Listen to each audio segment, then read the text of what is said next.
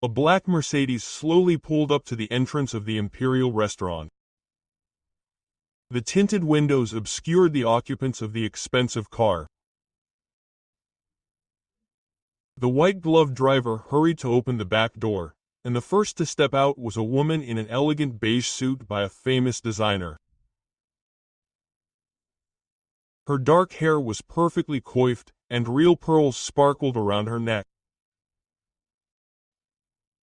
A man in a perfectly tailored dark suit appeared next, followed by a boy of about 7 in a classic children's tuxedo. Behind the glass doors of the restaurant, Elena Petrovna nervously adjusted her red dress and glanced at her watch once again. Her 60th birthday celebration was proceeding exactly as she had planned, surrounded by successful relatives and influential friends. Her 2 eldest sons, Dmitry and Nikolai, sat to the birthday girl's right, showing off their expensive watches and discussing the latest deals. Their wives, dressed in fashionable outfits, made small talk with the other guests. "I wonder if they'll even come?" Elena Petrovna thought, glancing at the empty seats at the far table. She'd sent the invitation to her youngest son out of curiosity and a touch of sadism. 8 years ago, Andrei had left home after she'd publicly called his wife a village idiot who would never be part of their family. At the time, it seemed fair, as Marina really was a simple girl from a remote village with no education or prospects. "Mom, are you sure it was worth inviting them?" Dmitry asked quietly, leaning toward his mother. "Why ruin such a wonderful evening?" Elena Petrovna grinned, curious to see what they'd become over the years. Surely Andrei was still working as a loader, and she was selling goods at the market. It would be funny. At that moment, the elegant couple with their child entered the room. The maître d'hôtel respectfully escorted them to a table reserved in the Volkov's name. Elena Petrovna followed the strangers with her gaze and thought that the restaurant's owners clearly knew their customers. They looked like they'd stepped off the cover of an expensive magazine. The man helped the woman sit down, then placed the boy on a chair before taking his own seat. The child behaved impeccably, neither screaming nor running, but quietly spread a book on the table and began to read. The woman gracefully removed her light jacket, revealing her arms adorned with expensive jewelry, and began to quietly converse with her husband. "A beautiful couple," remarked Nikolai's wife, Svetlana. "I wonder who they are?" Elena Petrovna shrugged and was distracted by the congratulations of another guest. A few minutes later, she noticed the elegant man rise from the table and walk toward them. Something in his gait seemed familiar, but she couldn't place it. "Good evening, Mom," the man said, stopping next to her chair. Elena Petrovna's head snapped up. The voice? She hadn't heard that voice for 8 years, but it lingered in her memory. She peered into the stranger's face and felt the ground slip away from beneath her feet. The same gray eyes, the same cut lips. Only now it was all framed by an expensive haircut and self-confidence. "Andrei," she breathed out, not believing her own eyes. "Yes, it's me," he answered calmly. "Congratulations on your anniversary." A deathly silence reigned at their table. Dmitry and Nikolai stared at their younger brother as if they had seen a ghost. Their wives stopped chewing and froze, forks in hand. The other guests, sensing the tension, also fell silent. "Is it really you?" Elena Petrovna asked, stuttering. Before her stood a man who looked more successful than either of her older sons. His expensive suit fit him like a glove. The watch on his wrist clearly cost more than Dmitry's car, and his entire appearance exuded calm confidence. "Yes, Mom, and this is my wife."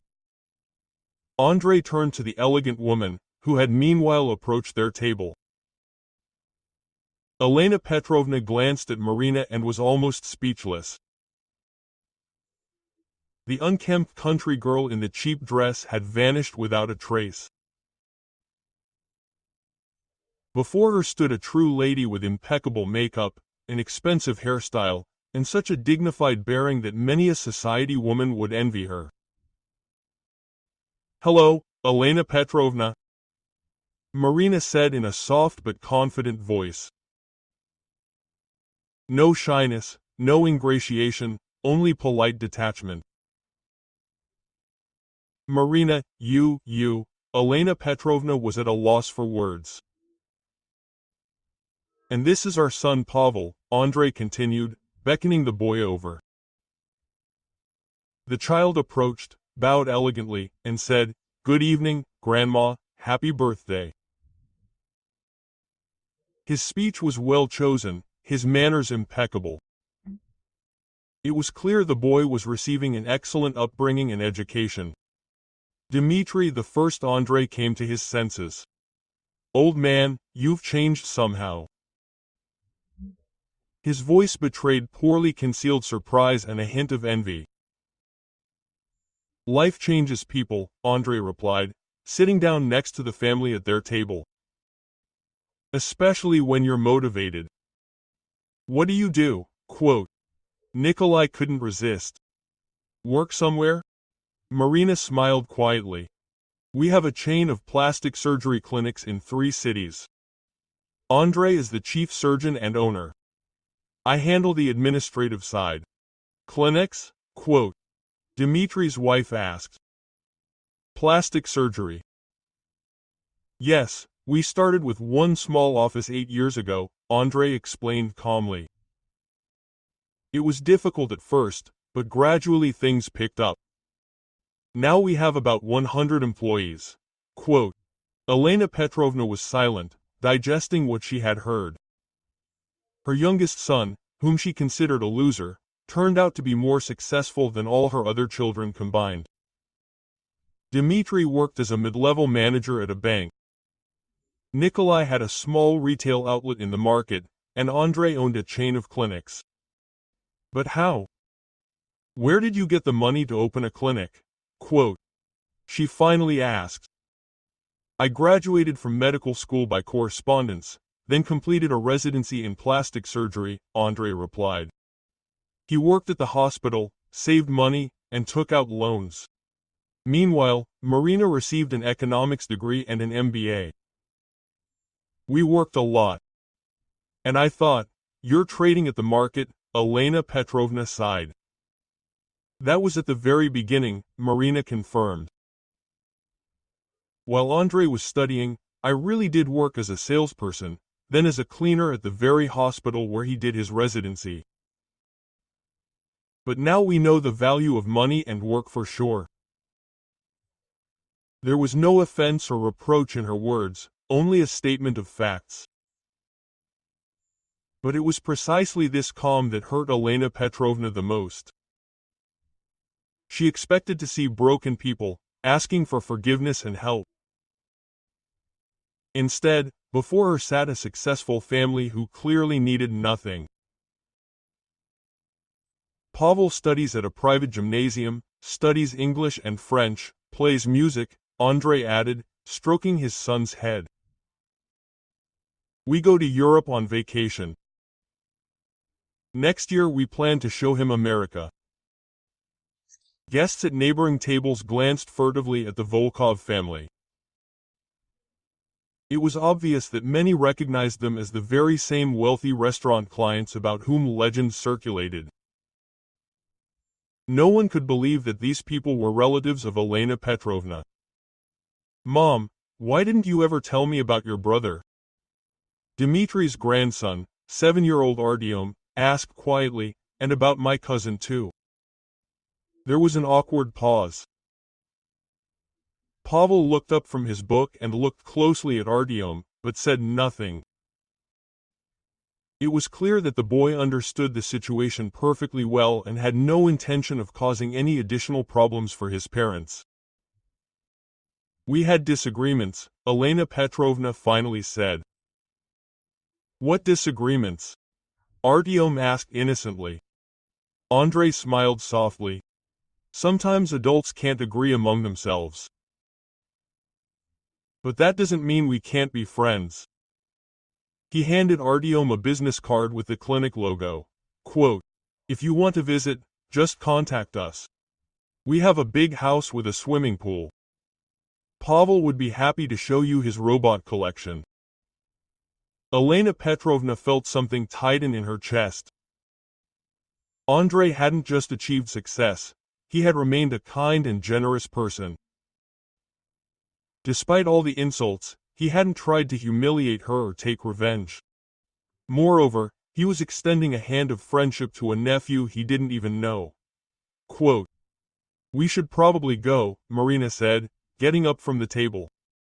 "We don't want to disturb the celebration." "Wait," Elena Petrovna said sharply. Everyone turned to her. Quote, "I wanted to apologize." Andrei and Marina exchanged glances.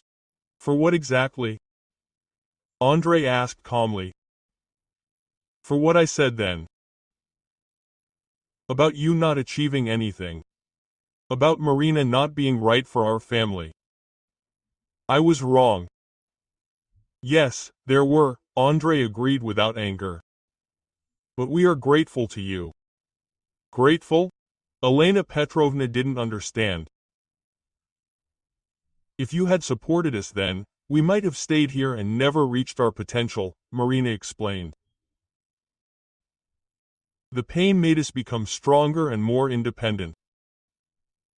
We built our own lives, and that's worth a lot," Andrei added. Elena Petrovna realized that apologies wouldn't help. Too much water had passed under the bridge, too much had changed. Her son no longer needed his mother's approval or support. He had created his own family, his own business, his own world. "Maybe we could meet sometimes," she suggested hesitantly. Andrei looked at his wife, then at his son. Pavel nodded. The boy clearly wanted to meet his uncles and cousin. "Perhaps," Andrei agreed cautiously, "but on equal terms. Without lecturing or judgment. We are no longer the people we were 8 years ago, and we have no intention of becoming them," Marina added firmly. Elena Petrovna nodded. She understood she wouldn't get a second chance. She either accepted them as they were now, or lost them forever. "Okay," she said quietly. "On equal terms." Andrei extended his hand to shake hers. Not a hug, not a kiss, just a formal handshake, like between business partners. "Goodbye, Mom. Thank you for the invitation." The family headed for the exit. At the door, Pavel turned and waved to Artyom. The boys smiled at each other. Perhaps it was with them that a new page in the family's history would begin.